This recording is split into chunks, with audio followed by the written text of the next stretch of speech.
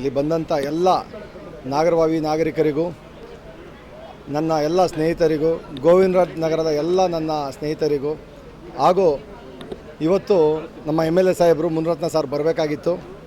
ಅವ್ರಿಗೆ ಕೋರ್ಟಲ್ಲಿ ಸ್ವಲ್ಪ ಕೆಲಸ ಇರೋದ್ರಿಂದ ಡಿಲೇ ಆಗಿದೆ ಬರೋದಕ್ಕೆ. ಅವ್ರು ಖಂಡಿತ ಬರ್ತಾರೆ. ಹಾಗೆಯೇ ನಮ್ಮ ಉಮೇಶ್ ಶೆಟ್ಟಿ ಅಣ್ಣವರು ಮತ್ತು ನಮ್ಮ ಕಿಶನ್ ಗೌಡ್ರು, ನಾನಾ ನಾಯಕರು ಬಂದಿದ್ದರು ಇವತ್ತು. ನಮ್ಮ MLA ಜಯರಾಮಣ್ಣವರು, ಸ್ವಾಮಿ ಅಣ್ಣವರು ಪ್ರತಿಯೊಬ್ಬರು ಬಂದು ಆಶೀರ್ವಾದ ಮಾಡಿದ್ದಾರೆ. ಇದಕ್ಕೆ ನಮಗೆ ಹೆಮ್ಮೆ ಆಗುತ್ತೆ ಮೊದಲನೇದಾಗಿ. ಯಾಕೆ ಅಂತಂದರೆ ಇಂಥ ದೊಡ್ಡ ಗಣ್ಯ ವ್ಯಕ್ತಿಗಳು ನನ್ನನ್ನು ಗುರುತಿಸಿ ನನ್ನ ಒಂದು ಹುಟ್ಟಿದಬ್ಬ ಸಾರ್ಥಕವಾಗೋದಕ್ಕೆ ಒಂದು ಕಾರಣಕರ್ತರು ಅನ್ನೋದಕ್ಕೆ ತಪ್ಪಾಗಲ್ಲ. ಎಲ್ಲರೂ ಸಹ ಬಂದು ನನಗೊಂದು ಆಶೀರ್ವಾದ ಮಾಡಿ ನನ್ನ ಮೇಲಿರೋ ಪ್ರೀತಿ ಎಷ್ಟಿದೆ ಅವ್ರಿಗೆ ನನ್ನ ಮೇಲೆ ಅಂತ ಅವರು ಇವತ್ತು ತೋರಿಸ್ಕೊಟ್ಟಿದ್ದಾರೆ. ಎಲ್ಲರಿಗೂ ಸಹ ನಮ್ಮ ಮುನಿರತ್ನಣ್ಣ ಆಗಿರ್ಬೋದು, ಉಮೇಶ್ ಶೆಟ್ಟಿ ಅಣ್ಣ ಆಗಿರ್ಬೋದು, ನಮ್ಮ ಜಯರಾಮಣ್ಣ ಆಗಿರ್ಬೋದು, ಸ್ವಾಮಿ ಅಣ್ಣ ಆಗಿರ್ಬೋದು, ಪ್ರತಿಯೊಬ್ಬರಿಗೂ ಸಹ ನಾವು, ನಮ್ಮ ಕುಟುಂಬದವರು, ನಮ್ಮ ಸ್ನೇಹಿತರು ಎಲ್ಲರೂ ಸಹ ಅವರಿಗೆ ಧನ್ಯವಾದ ಹೇಳ್ತೀವಿ. ಇವತ್ತು ಒಂದು ಕಾರ್ಯ ಯಶಸ್ವಿಯಾಗಿ ಕಾರಣ ಎಲ್ಲ ನನ್ನ ಸ್ನೇಹಿತರು. ಈ ಥರ ಪ್ರತಿ ವರ್ಷವೂ ಸುಮಾರು ನನಗೆ ತಿಳಿದಾಗೆ ಒಂದು 18-20 ವರ್ಷದಿಂದ ನನ್ನ ಸ್ನೇಹಿತರು ಮುಂದೆ ನಿಂತು ದಿನ ರಾತ್ರಿ ಅನ್ನದೇ ನಾನಾ ಕಾರ್ಯಕ್ರಮಗಳನ್ನು ಮಾಡ್ತಾಯಿದ್ರು. ಅದು ವಿಭಿನ್ನವಾಗಿತ್ತು. ಕಾರಣ ಏನಂದರೆ ಅದು ಫ್ರೆಂಡ್ ಸರ್ಕಲಲ್ಲಿ ನನ್ನ ಗುರುತಿಸಿ ನನ್ನ ಫ್ರೆಂಡ್ ಆಗಿ ಒಂದು ಟ್ರೀಟ್ ಮಾಡ್ತಾಯಿದ್ರು. ಇವತ್ತು ನಾನು ರಾಜಕೀಯಕ್ಕೆ ಬಂದಿದ್ದೀನಿ ಅಂತ ಗೊತ್ತಾಗಿ ಇನ್ನೂ ಹೆಚ್ಚಾಗಿ ರಾಜಕೀಯವಾಗಿ ಏನು ಮಾಡಬಹುದು, ಜನರಿಗೆ ಏನು ರಾಜನ ಯಾವ ರೀತಿ ತಲುಪಿಸ್ಬೋದು ಮತ್ತು ರಾಜು ಯಾವ ರೀತಿ ಬಂಧು ಬಳಗ ಮತ್ತು ಸ್ನೇಹಿತರನ್ನು ಕಟ್ಟಿದ್ದಾನೆ, ಯಾವ ರೀತಿ ಅವನು ಇರ್ಬೋದು ಅನ್ನೋದಕ್ಕೆ ಇವತ್ತು ಅವರೆಲ್ಲ ತೋರಿಸ್ಕೊಟ್ಟಿದ್ದಾರೆ. ಎಲ್ಲ ನನ್ನ ಸ್ನೇಹಿತರಿಗೂ, ಎಲ್ಲ ಪ್ರತಿಯೊಬ್ಬರಿಗೂ ಸಹ ನಾನು ಹೇಳ್ತೀನಿ, ಇಲ್ಲಿ ಅವರು ಇವರು ನನಗಿಲ್ಲ, ಎಲ್ಲ ನನ್ನ ಸ್ನೇಹಿತರಿಗೂ ನನ್ನ ಮುಖಾಂತರ ಅವ್ರಿಗೆ ಧನ್ಯವಾದ ಹೇಳೋಕ್ಕೆ ಇಚ್ಛೆಪಡ್ತೇನೆ. ಅವರು ಈ ಇಟ್ಟಿರೋ ಪ್ರೀತಿನ ನಾವು ಸಾಯೋ ತನಕ ನಾವು ಆಗಲಿ ನಮ್ಮ ಮನೆಯವರು ಆಗಲಿ ಅವ್ರ ಮೇಲೆ ಇಟ್ಟಿರ್ತೀವಿ. ನಮ್ಮಲ್ಲಿ ಯಾವುದೇ ಒಂದು ತಪ್ಪಾಗಿರ್ಬೋದು, ನಮ್ಮಲ್ಲಿ ಯಾವುದೇ ಒಂದು ಇದ್ದರೆ ದಯವಿಟ್ಟು ಎಲ್ಲರಿಗೂ ಸಹ, ಎಲ್ಲ ನಾಗರಿಕರಿಗೂ, ಎಲ್ಲ ನನ್ನ ಸ್ನೇಹಿತ ವರ್ಗದವ್ರಿಗೂ, ಎಲ್ಲ ಮುಖಂಡರಿಗೂ ಆ ಥರ ಏನಾದ್ರು ಇದ್ದರೆ ದಯವಿಟ್ಟು ಕ್ಷಮಿಸಿ, ತಿದ್ಕೊಳ್ಳೋಕ್ಕೆ ಒಂದು ಅವಕಾಶ ಕೊಡಿ. ಮುಂದಿನ ದಿನಗಳಲ್ಲಿ ಇನ್ನೂ ನಾನು ಏನು ತಿದ್ಕೊಂಡು ಇನ್ನೂ ಯಾವ ರೀತಿ ನಾನು ಆಗ್ಬೋದು ಅಂತ ನಿಮ್ಮ ಎಲ್ಲ ಮಾರ್ಗದರ್ಶನದ ಮೂಲಕ ನಾನು ಆಗ್ತೀನಿ ಅಂತ ಹೇಳಕ್ಕೆ ಇಚ್ಛೆಪಡ್ತೇನೆ.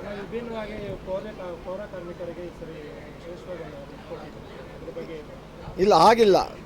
ನಾವು ಮೊದಲನೇದಾಗಿ ಇವಾಗಂತಲ್ಲ, ನಾವು ಸುಮಾರು ವರ್ಷಗಳಿಂದ ಮಾಡ್ಕೊಂಡ್ಬರ್ತಾ ಇದ್ದೀವಿ. ಈಗ ಯಾಕೆ ಹೈಲೈಟ್ ಆಗ್ತಾಯಿದೆ ಅಂತಂದರೆ ರಾಜು ರಾಜಕೀಯಕ್ಕೆ ಬರ್ತಾ ಇದ್ದಾನೆ ಅಂತ ಅಷ್ಟೇ. ನಾನು ಇದು ಹೊಸದಲ್ಲ, ಇದು ನನಗೆ ಬುದ್ಧಿ ಬಂದಾಗಿಂದ ನನ್ನ ಸ್ನೇಹಿತರು ಪ್ರತಿ ವರ್ಷವೂ ಮಾಡ್ತಾರೆ. ನನ್ನ ಆಫೀಸ್ ಸ್ಟಾಫ್ ಆಗಿರ್ಬೋದು, ಮತ್ತೊಬ್ಬರು ಆಗಿರ್ಬೋದು, ಎಲ್ಲ ವೃದ್ಧರಿಗೆ ವೃದ್ಧಾಶ್ರಮಗಳಿಗೆ ಹೋಗಿ ಅವ್ರಿಗೆ ಬೇಕಾದಂಥ ಸೌಲಭ್ಯಗಳಾಗಿರ್ಬೋದು, ಮತ್ತು ಅವ್ರಿಗೆ ಬೇಕಾದ ಆಹಾರ ಪದಾರ್ಥಗಳಾಗಿರ್ಬೋದು, ಮತ್ತು ಏನು BBMP ಅಂತ ನಾವು ಪೌರ ಕಾರ್ಮಿಕರಿದ್ದಾರೆ ಅದಕ್ಕೆ ನಾನಾ ಭಾಗಗಳಲ್ಲಿ ನಾವು ಈ ಕೆಲಸನ ಮಾಡಿದ್ದೀವಿ. ಇಲ್ಲೂ ಸಹ ಮಾಡಿದ್ದೀವಿ. ಇದೇನು ಹೊಸದಲ್ಲ. ಹೊಸದು ಯಾವುದು ಅಂದರೆ ರಾಜು ರಾಜಕೀಯಕ್ಕೆ ಬಂದಿರೋದ್ರಿಂದ ಇಲ್ಲಿನ ಉತ್ಸಾಹ ಜಾಸ್ತಿ ಆಗಿದೆ. ನನ್ನ ಸ್ನೇಹಿತರು ಅದನ್ನು ದ್ವಿಗುಣ ಮಾಡಿದ್ದಾರೆ. ರಾಜು ಉತ್ಸಾಹನ ದ್ವಿಗುಣ ಮಾಡಿ ಇವತ್ತು ನಾನಾ ಕಾರ್ಯಕ್ರಮಗಳು ಅವ್ರದ್ದೇ ಆದಂಥ ಒಂದು ರೀತಿಯಲ್ಲಿ ಇವತ್ತು ನಾನಾ ಭಾಗಗಳಿಂದ ಬಂದು ನನ್ನ ಆಶೀರ್ವಾದ ಮಾಡಿದ್ದಾರೆ. ಅವ್ರದ್ದು ಋಣನ ನಾನು ಯಾವತ್ತೂ ತೀರ್ಸೋಕ್ಕಾಗಲ್ಲ. ಈ ಋಣನ ನಾವು ಯಾವ ಜನ್ಮದಲ್ಲಿ ಏನು ಕೇಳ್ಕೊಬಂದಿದ್ದೋ ಗೊತ್ತಿಲ್ಲ. ಅವರು ಅಂಥ ಸ್ನೇಹಿತರು ನನಗೆ ಸಿಕ್ಕಿದ್ದಾರೆ, ಅಂಥ ಬಂಧು ಬಳಗದವರು ನನ್ನ ಜೊತೆ ಇದ್ದಾರೆ ಅನ್ನೋಕ್ಕೆ ನನಗೆ ಹೆಮ್ಮೆ ಆಗುತ್ತೆ. ಮೇಡಮ್, ನಾವೀಗ ಆಲ್ರೆಡಿ ನಾನು ಕಾಸಿಯಾದಲ್ಲಿ ಈಗ ಕರೆಂಟ್ಲಿ ವುಮೆನ್ ಪ್ಯಾನೆಲ್ ಚೇರ್ಮನ್ ಆಗಿದ್ದೀರಿ. ನಾವು ಆಲ್ರೆಡಿ ಎಂಪವರ್ಮೆಂಟ್ ಏನು ಹೆಣ್ಮಕ್ಳು ಸಬಲೀಕರಣ ಅಂತ ಹೇಳ್ತೀರಿ, ಅದನ್ನು ನಾವು ಆಲ್ರೆಡಿ ಈಗ ಮಾಡ್ತಾ ಬರ್ತಿದ್ದೀರಿ. ಇನ್ನು ಮುಂದಿನ ದಿನಗಳಲ್ಲಿ ಇನ್ನೂ ಹೆಚ್ಚಿನ ಹೆಣ್ಮಕ್ಳಿಗೆ ಅವಕಾಶ ಕೊಡಬೇಕು. ಏನೀಗ ನರೇಂದ್ರ ಮೋದಿಯವರು ಹೋರಾಟ ಮಾಡ್ತಿದ್ದಾರೆ, 33% ಮಹಿಳೆಯರಿಗೆ ಮೀಸಲಾತಿ ಬೇಕೇ ಬೇಕು ಅಂತ. ಅದರದ ಸಲುವಾಗಿ ನಾವು ಕೂಡ ಹೋರಾಟ ಮಾಡ್ತಿದ್ದೀರಿ. ನಮಗೂ ಕೂಡ ಸಿಕ್ಕಿದ್ರೆ ಮುಂದಿನ ದಿವಸದಲ್ಲಿ ಅವಕಾಶ, ನಾವು 1-2 ಕೆಲಸಗಳು ಹೆಚ್ಚಿಗೆ ಮಾಡೋ ಅಷ್ಟು ಕೆಪಾಸಿಟಿ ನಮ್ಮ ಹೆಣ್ಮಕ್ಳುಗಳಲ್ಲಿದ್ದಾರೆ.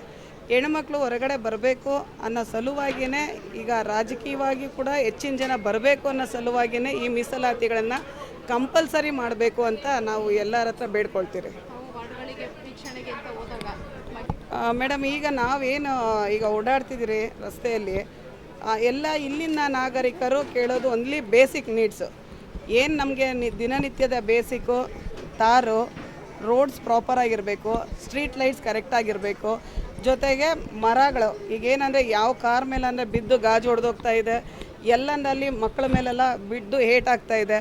ಹಾಗಾಗಿ ಈಗ ಆ ಥರದ್ದು ಬೇಸಿಕ್ ನೀಡ್ಸ್ ಏನಿದೆ ಆ ಥರದ್ದೇ ಜನ ಕೇಳ್ತಾ ಇದ್ದಾರೆ. ಈಗ ಆ ಥರದ ಬೇಸಿಕ್ ನೀಡ್ಸ್ನ ನಾವು ಎಷ್ಟು ಫುಲ್ಫಿಲ್ ಮಾಡಿಕೊಡ್ತೀರಾ ಅಷ್ಟು ಒಳ್ಳೆಯದು ಅಂತ ಕೇಳ್ಕೊಳ್ತೀನಿ. ನನ್ನ ಆತ್ಮೀಯ ಸ್ನೇಹಿತರು, ಭಾರತೀಯ ಜನತಾ ಪಾರ್ಟಿಯ ನಾಗರಬಾವಿ ಮುಖಂಡರಂತ ರಾಜು ಅವ್ರಿಗೆ ಹುಟ್ಟುಹಬ್ಬದ ಶುಭಾಶಯ ಕೊಡಬೇಕು ಅಂತ ಬಂದಿದ್ದೀನಿ. ಅವರು ಸಹಿತ ಈ ಭಾಗದಲ್ಲಿ ಒಳ್ಳೆ ಜನಪರ ಕಾರ್ಯಕ್ರಮ ಮಾಡ್ಕೊಂಡ್ಬಂದಿದ್ದಾರೆ. ಇವತ್ತು ನೋಡಿ ರಕ್ತದಾನ ಶಿಬಿರ ಏರ್ಪಾಡು ಮಾಡಿದ್ದಾರೆ, ಹೆಲ್ತ್ ಕ್ಯಾಂಪ್ ಏರ್ಪಾಡು ಮಾಡಿದ್ದಾರೆ. ಯಾವುದೇ ಒಂದು ಗಣೇಶ ಫಂಕ್ಷನಲ್ಲಿ, ಒಂದು ಹೆಣ್ಣಮ್ಮ ಫಂಕ್ಷನ್ ಆಗಲಿ, ಇಲ್ಲಿ ಯಾವ್ದಾರ ಕೊರತೆಗಳಿದ್ರೂ ಸಹಿತ ಬಂದು ಭಾಗವಹಿಸಿ ಅದನ್ನ ಪರಿಹಾರ ಮಾಡಿಕೊಡ್ತಾರೆ. ಅವರಿಗೆ ಭಗವಂತ ಐಶ್ವರ್ಯ ಸಕಲ ಸಂಪತ್ತು ಕೊಡಲಿ, ಜೊತೆಗೆ ಅಧಿಕಾರ ಕೊಡಲಿ ಅಂತೇಳಿ ನಾವು ಭಗವಂತ ಕೇಳ್ಕೊತೀವಿ. ಈಗಾಗಲೇ ಅವ್ರಿಗೆ ಹೇಳಿದ್ದೀವಿ, ಈ ಭಾಗದ ನಾವೆಲ್ಲ ನಾಗರಿಕರು ಸೇರ್ಕೊಂಡು ಹೇಳಿದ್ದೀವಿ. ನಾನು ಸಹಿತ ಒಬ್ಬ ಶಾಸಕನಾಗಿದ್ದೆ, ಇಲ್ಲೇ ಇರೋದ್ರಿಂದ ನಾನು ಅವ್ರ ಜೊತೆ ಒಡನಾಟ ಇದ್ದೀನಿ. ಅವ್ರ ಮುಂದಿನ ದಿನಗಳು ಏನೋ ಮಾಡಿ ನಮ್ಮ ಭಾರತೀಯ ಜನತಾ ಪಾರ್ಟಿಲೇ ಅಧಿಕಾರ ಕೊಟ್ಟು ಅವ್ರಿಗೆ ಈ ಭಾಗದ ಕಾರ್ಪೊರೇಟರ್ ಮಾಡಬೇಕು ಅಂತೇಳಿ ನಾವು ತೀರ್ಮಾನ ಮಾಡ್ಕೊಂಡಿದ್ದೀವಿ. ನಾವು ಸಹಿತ ಅವ್ರ ಜೊತೆ ಹೋರಾಟ ಮಾಡಿ ಮುಂದಿನ ದಿನಗಳಲ್ಲಿ ಅವ್ರಿಗೆ ಸಕಲ ಒಂದು ಇರ್ತಕ್ಕಂಥ ಶಕ್ತಿ ಕೊಟ್ಟು ನಾವು ಅವ್ರನ್ನ ಗೆಲ್ಸ್ಕೊಂಬತ್ತೀವಿ ಅಂತ ಇವತ್ತು ಅವ್ರಿಗೆ ಆಶ್ವಾಸನೆ ಕೊಡ್ತಾಯಿದ್ವಿ. ನಾವು ಸಹಿತ ಅವ್ರ ಜೊತೆ ಇರ್ತಿದ್ದು ಹೇಳಲಿಕ್ಕೆ ಇಷ್ಟಪಡ್ತೀನಿ. ಅವ್ರಿಗೆ ಮತ್ತೊಮ್ಮೆ ಭಗವಂತ ಆರೋಗ್ಯ ಐಶ್ವರ್ಯ ಕೊಡಲಿಕ್ಕೆ ಕಾಪಾಡಲಿ ಅಂತ ದೇವ್ರನ್ನ. ಒಂದು ಸಾರ್ವಜನಿಕ ಸೇವೆಯಲ್ಲಿರುವವರಿಗೆ ಇದೊಂದು ಅವಕಾಶ. ಹುಟ್ಟುಹಬ್ಬದಂಥ ಒಂದು ಸುಸಂದರ್ಭದಲ್ಲಿ ಒಂದು 10 ಜನ ಬಡವರಿಗೆ ಒಂದು ಸೇವೆ ಮಾಡಬೇಕು, 10 ಜನ ಅಶಕ್ತರನ್ನು ಕೈ ಹಿಡಿಬೇಕನ್ನುವ ನಿಟ್ಟಿನಲ್ಲಿ ಇವತ್ತು ರಾಜು ಅವರು ತನ್ನ ಹುಟ್ಟುಹಬ್ಬವನ್ನು ಆಚರಣೆ ಮಾಡ್ತಾ ಇದ್ದಾರೆ.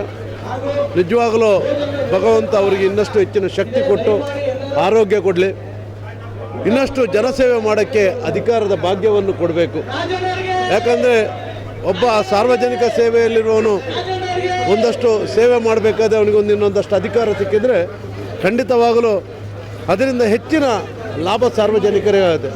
ಆದ್ದರಿಂದಾಗಿ ಒಬ್ಬ ಆತ್ಮೀಯ ಸ್ನೇಹಿತರು ಇವತ್ತು ಅವರ ಜನ್ಮದಿನವನ್ನು ಬಡವರ ಜೊತೆ ಸೇರಿಕೊಂಡು, ಅಶಕ್ತರ ಜೊತೆ ಸೇರಿಕೊಂಡು, ವಿದ್ಯಾರ್ಥಿಗಳ ಜೊತೆ ಸೇರಿಕೊಂಡು, ಪೌರ ಕಾರ್ಮಿಕರ ಜೊತೆ ಸೇರಿಕೊಂಡು ಈ ರೀತಿ ವಿನೂತನವಾಗಿ ಆಚರಣೆ ಮಾಡ್ತಾರೆ. ಅಂದರೆ ಎಲ್ಲೋ ಒಂದು ಕಡೆ ಭಗವಂತ ಅವರಿಗೆ ಇನ್ನಷ್ಟು ಸೇವೆ ಮಾಡುವ ಅವಕಾಶವನ್ನು ಕೊಡ್ತಾ ಇದ್ದಾರೆ ಅಂತ ಅರ್ಥ.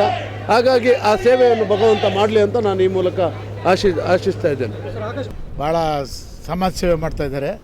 ನಮ್ಮ ಕ್ಷೇತ್ರದಲ್ಲಿ ನಮ್ಮ